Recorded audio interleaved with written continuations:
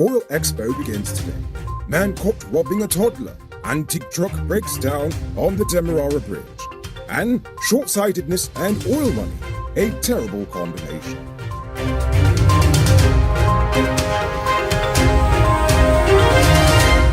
I'm Enrico Bulford, and this is Uncut News. Do you see news happening? Send us a tip on WhatsApp at 592-659-6151. This morning, the International Energy Conference and Expo was declared open amidst protests outside of the Marriott building in Georgetown. Our nation's president, Barbados' Prime Minister Mia Mottley, and the presidents of Ghana and Suriname were among the event's key speakers. Exxon CEO Darren Woods also decided to show his greasy face at the expo as well. Overall, the conference attracted hundreds of investors from around the world, as well as a host of local businessmen and other various characters of questionable repute. Aside from all the typical platitudes and cliches about ecotourism and oil money, our president did declare that Guyana, Suriname, and Brazil are working together to develop an energy corridor. He also said that although we have billions of dollars worth of natural resources, Guyana lacked the capital required to have a prosperous economy. But now we're one step closer to such goal. CGX Energy Incorporated and its joint venture partner Frontera Energy Corporation had previously announced an oil find of 177 feet of oil-bearing reserves in the Kawa-1 well. They now have revised that figure upwards to over 200 feet following additional tests. Because of their success at Kawa-1, they will focus on further exploring the quarantine block instead of drilling on the Demerara block as previously announced.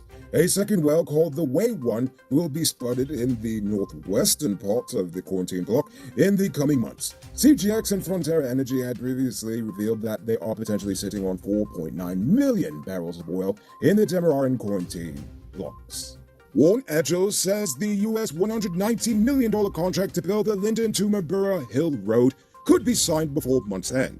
The Caribbean Development Bank recently approved Brazilian construction firm Construtora Chiesa Galvao S.A., I'm pretty sure I said that name wrong, to upgrade the 121-kilometer stretch of laterite to an asphaltic concrete road.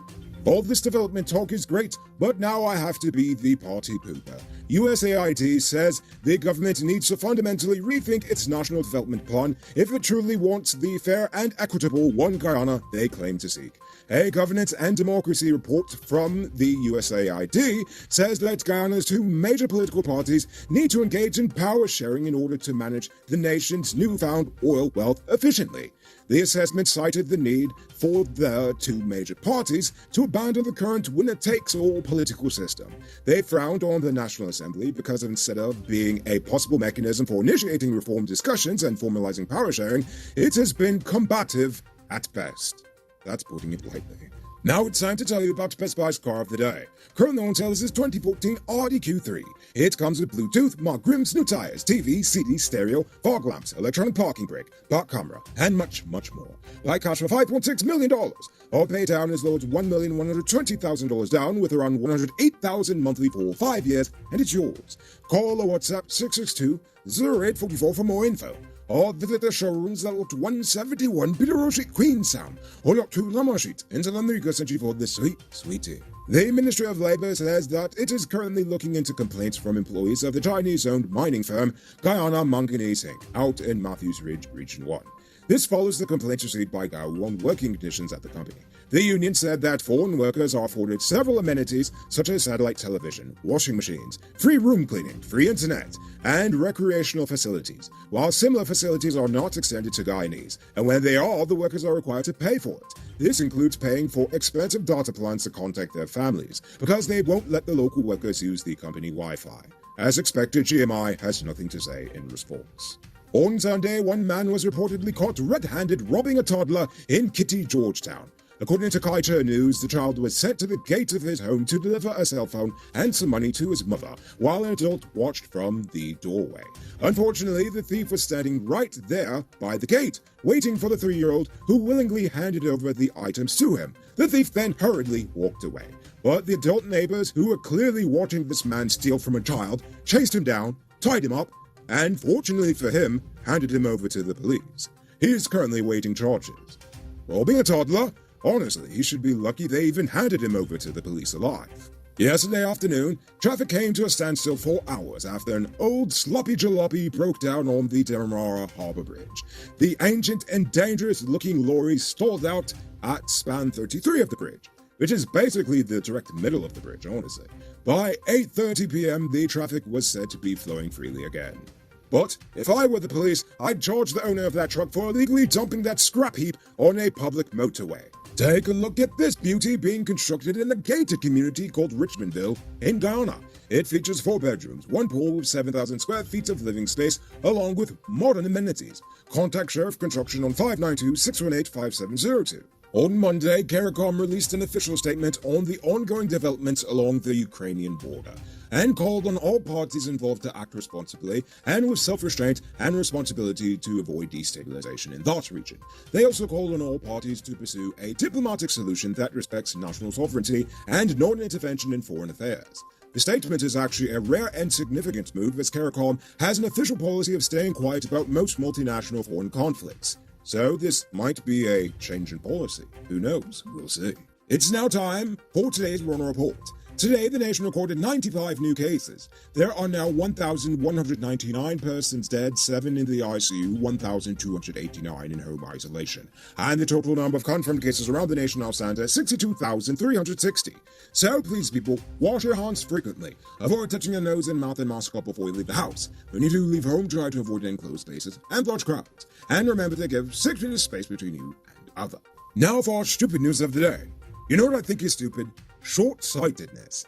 The Natural Resources Ministry has set aside $20 million Guyana dollars to set up a local content secretariat, and an additional $5 million has been set aside to hire a consultant to prepare a local content data repository or data bank. Now, I'm no expert by any means on such matters, but neither is our minister. Aha! No, but seriously, I'm just putting it out there that the oil industry is a multi-billion US dollar industry that could possibly make us billions more in supporting industries and all these other profits that can be made off of it. Putting a mere 100,000 US dollars towards establishing the office that will manage local content issues seems a bit small to me. Now, I'll admit that I am harsh, but local government development is serious business. But this, honestly, it feels like we're planning this as we're going.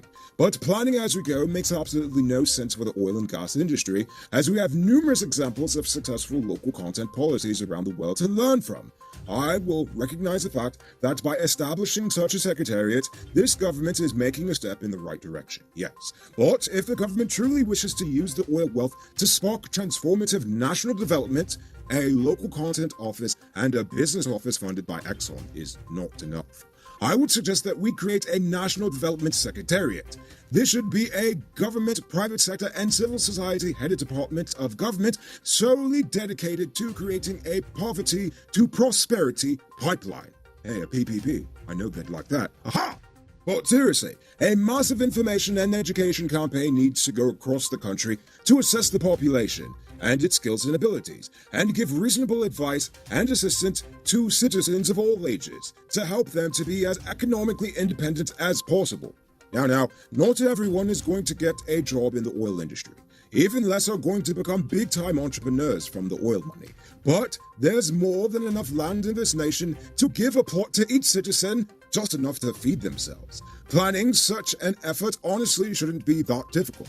Honestly, think about it. For a country with less than 1 million people, we are way too small and have too much untapped talent to just be punishing like this. There are megacities around the world that have more school children in their school systems than we do adults, period, across this nation. I could go on, but what I'm trying to say is that if this government is serious about transforming the lives of our nation's people, then you have to consider transformative and different ways to address age-old developmental issues. Because dumping money into infrastructure and skimping on local content development, praying that the best will happen, is pretty stupid. Don't fall for these get-rich-quick schemes, people. There is a legit way to earn some extra cash to supplement your current hustle. Sell Top-Up. You could become a top-up vendor quick and easy by linking with Cellular Plus. Call them on telephone number 685-3109 for more info. Moving on to our Uncut News Views Poll question of the day. Every day we pose a question about current events in Guyana, the region, the diaspora, and how you feel it relates to us. Yesterday's question was, what do you love about Guyana? Joan Frederick says that they love the freedom in Guyana. Me too.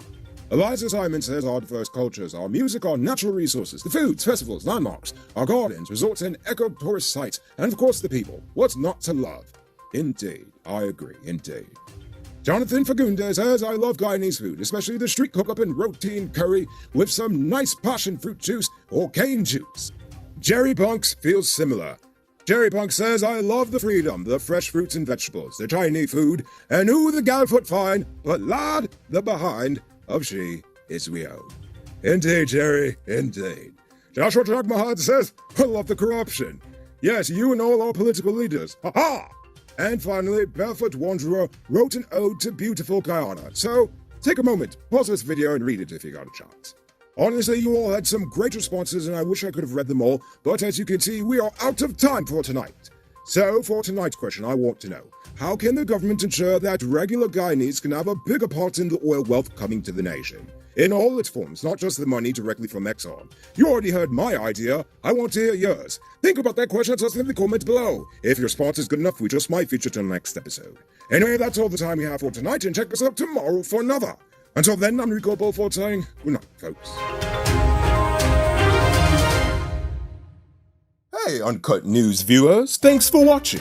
You can subscribe by clicking on this button over here, or click over there for more news. You can also drop a comment to let me know if you've made it to the end of the video. Goodbye for now.